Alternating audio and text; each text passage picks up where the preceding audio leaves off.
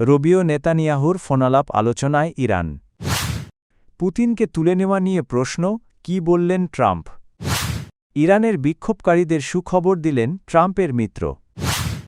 ইরানে বিক্ষোভকারীরা খোদার শত্রু মৃত্যুদণ্ডের হুঁশিয়ারি সরকারের। ইরানে বিক্ষোভ দমনে গুলি ছুড়ছে সরকার।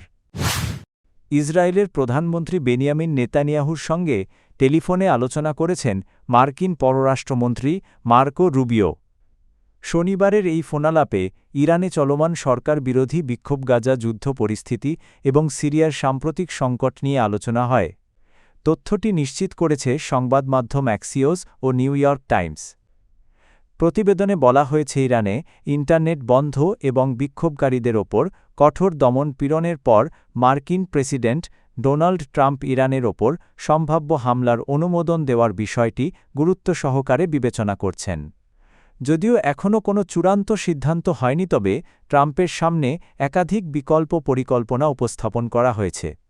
মধ্যপ্রাচ্যে উত্তেজনা বাড়ছে এবং বিশ্ব এখন তাকিয়ে পরবর্তী পদক্ষেপ কী নেয় ওয়াশিংটন। ভেনেজুয়েলার প্রেসিডেন্ট নিকোলাস মাদুরোকে যুক্তরাষ্ট্রে তুলে নেওয়ার ঘটনার পর এবার প্রশ্ন উঠেছে, রাশিয়ার প্রেসিডেন্ট ভ্লাদিমির পুতিনকেও কি একইভাবে গ্রেফতার করা হতে পারে? এই প্রশ্নের সরাসরি জবাব দিয়েছেন মার্কিন প্রেসিডেন্ট ডোনাল্ড ট্রাম্প। তিনি বলেছেন, এটার প্রয়োজন হবে বলে মনে হচ্ছে না।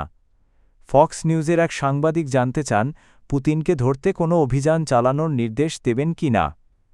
ট্রাম্পের উত্তর, পুতিনের সঙ্গে আমাদের সম্পর্ক ভালো ছিল, ভবিষ্যতেও থাকবে। এর আগে ইউক্রেনের প্রেসিডেন্ট ভলোদিমির জেলেনস্কি ইঙ্গিত দিয়েছিলেন, মাদুরোর মতো যদি একজন স্বৈরশাসককে ধরা যায় তবে যুক্তরাষ্ট্র জানে পরের পদক্ষেপ কী হতে পারে। তবে ট্রাম্প স্পষ্ট করে দিয়েছেন, তিনি পুতিনের বিরুদ্ধে এমন কোনো অভিযানের প্রয়োজন দেখছেন না। যদিও যুদ্ধবিরতি আলোচনায় অগ্রগতি না হওয়ায় তিনি হতাশ বলেও জানান। এদিকে মাদুরোকে যুক্তরাষ্ট্রে নেওয়ার ঘটনায় ক্ষুব্ধ রাশিয়া। মস্কো একে ভেনেজুয়েলার সার্বভৌমত্ব লঙ্ঘন বলে আখ্যা দিয়েছে। ইরানে চলমান সরকার বিরোধী বিক্ষোভে যুক্তরাষ্ট্রের সহায়তা আসছে, এমন বার্তা দিয়েছেন মার্কিন সিনেটর ও প্রেসিডেন্ট ট্রাম্পের ঘনিষ্ঠ মিত্র লিন্ডসে গ্রাহাম। এক্সে দেওয়া পোস্টে তিনি ইরানের জনগণকে উদ্দেশ করে বলেন, আপনাদের দীর্ঘ দুঃস্বপ্ন খুব শিগগিরই শেষ হতে চলেছে। তিনি জানান, বিক্ষোভকারীদের সাহস ও আত্মত্যাগ প্রেসিডেন্ট ডোনাল্ড ট্রাম্প এবং স্বাধীনতাপ্রেমী বিশ্ববাসীর নজর কেড়েছে।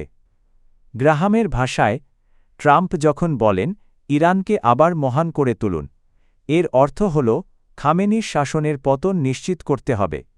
সবচেয়ে তাৎপর্যপূর্ণ বার্তা দিয়ে তিনি লেখেন, ইরানের জনগণের জন্য সাহায্য আসছে।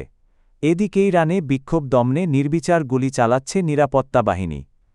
বিবিসির তথ্য অনুযায়ী, তেহরানের হাসপাতালগুলোতে নিহত ও আহত বিক্ষোভকারীদের ভিড় উপচে পড়ছে। ইরানে সরকার বিরোধী বিক্ষোভ 2 সপ্তাহ পেরিয়ে আরও ভয়াবহ রূপ নিয়েছে। এবার আন্দোলনকারীদের বিরুদ্ধে মৃত্যুদণ্ডের হুঁশিয়ারি দিয়েছে ইরান সরকার। দেশটির অ্যাটর্নি জেনারেল ঘোষণা করেছেন, যারা বিক্ষোভে অংশ নেবে বা সহায়তা করবে তাদের মোহারেব অর্থাৎ খোদার শত্রু হিসেবে গণ্য করা হবে। ইরানি আইনে যার শাস্তি মৃত্যুদণ্ড বা কঠোর অঙ্গচ্ছেদ। রাষ্ট্রীয় টেলিভিশনে জানানো হয়েছে, বিক্ষোভে যোগ দেওয়া, সহায়তা করা কিংবা উৎসাহ দিলেও একই অভিযোগে অভিযুক্ত করা হবে। এদিকে মানবাধিকার সংস্থার তথ্য অনুযায়ী এ পর্যন্ত 65 জন নিহত, 2300 জন আটক। তেহরানে ইন্টারনেট ও ফোন সংযোগ বন্ধ রাখা হয়েছে। অন্যদিকে নির্বাসিত যুবরাজ রেজা পাহলভি জনগণকে আবারও রাস্তায় নামার আহ্বান জানিয়েছেন এবং পুরনো ইরানি রাজকীয় পতাকা বহনের ডাক দিয়েছেন। ইরানে বিক্ষোভ দমনে নির্মম অভিযান চালাচ্ছে নিরাপত্তা বাহিনী।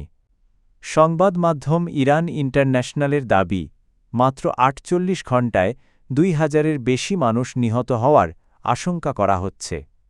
তেহরানের দক্ষিণাঞ্চল কাহারিজাক থেকে পাওয়া ভিডিওতে গুলিবিদ্ধ মরদেহ ব্যাগে ভরে রাখতে দেখা গেছে। হাসপাতাল ও শিল্প ভবনগুলোতেও সারি সারি মৃতদেহের ছবি এসেছে। তেহরান, কারাজ, রাশ তৈলাম ও কেরমানশাহ দেশজুড়েই ছড়িয়ে পড়েছে সহিংসতা। 8ই জানুয়ারি থেকে প্রায় সম্পূর্ণ ইন্টারনেট বন্ধ।